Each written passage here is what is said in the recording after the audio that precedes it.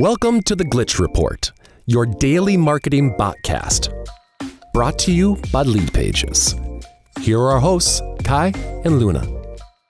Today we're going to be kind of like diving headfirst into all this recent marketing stuff, the latest and greatest. We'll be looking at Google Analytics. It's got this new efficiency trick. And then we'll try to figure out what Calendly's latest survey says about the future of meetings. Oh, we've got some really cool strategies for Instagram and backlinks too. Yeah, it's like we snuck backstage to see how all this marketing stuff really works and what we can actually do to get better results. Exactly. So should we just jump right in? Let's kick things off with this small but kind of huge change to Google Analytics. I'm talking to you if you're tired of recreating the same reports every single time. Yeah, Google Analytics 4 is finally letting us share segments, and honestly, this is huge.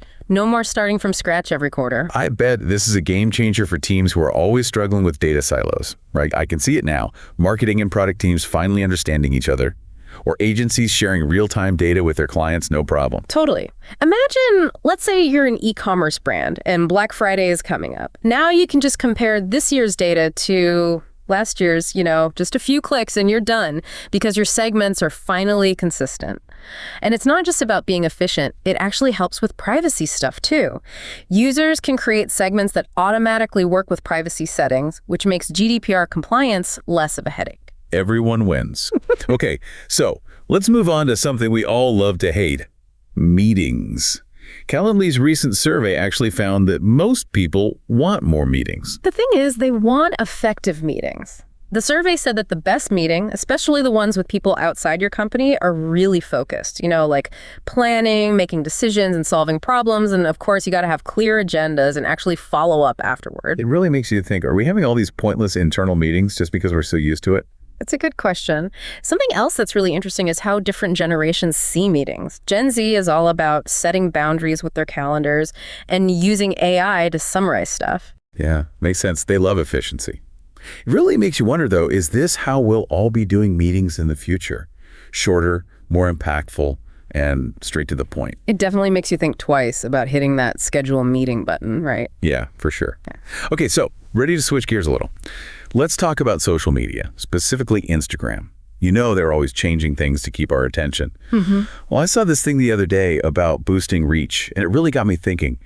It's all about carousels, apparently. Yeah, those carousels. So get this, Instagram's own big boss man, Adam Mosseri, he said that using music in your carousels is a guaranteed way to get more people to see your stuff. Which actually, when you really think about it, makes a lot of sense. Right. More slides means more chances for someone to stop scrolling. And then when you add music, boom, now you're in the Reels world, which is a whole other level of discovery. Yeah. It's almost like you get a second chance to make a good first impression. Because even if someone scrolls past your carousel the first time, Instagram might just show it to them again, but with a different slide in front. It's like your content's working overtime. Speaking of maximizing potential, let's talk about backlinks. Oh. I know backlinks, it sounds kind of techie, but stay with me here because this is important even if you're not a SEO guru. You ready for this? So those kind of spammy links that you might have, yeah, those ones, they're not actually that big of a deal. Exactly. It's all about keeping things looking natural. Google gets it, out there in the wild, wild west of the internet, you're going to get some spammy links just naturally. Right.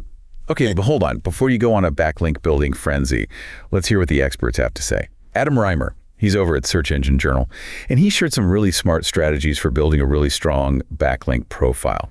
And one of the biggest things he talked about was broken links. So let's say you're on a website and you see a broken link and it's related to your field. That's a golden opportunity right there. You just got to let the website owner know about it and then boom, offer up your own content as a replacement. Everybody wins. They clean up their website and you get a backlink.